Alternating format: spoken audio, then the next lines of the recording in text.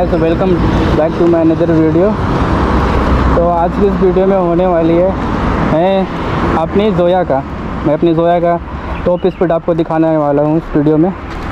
तो चलो देखते हैं मेरी ज़ोया कितनी भागती है जाके MT-15 BS7,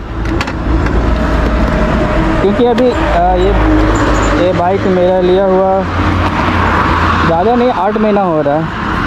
हाँ, 8 महीना लगभग हो रहा है ये बाइक लिया हुआ। तो 8 महीने हुए हैं, अब देखना पड़ेगा ये बाइक कितनी भागती है।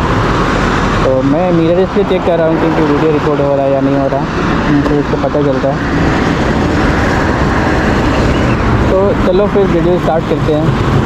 A few moments later.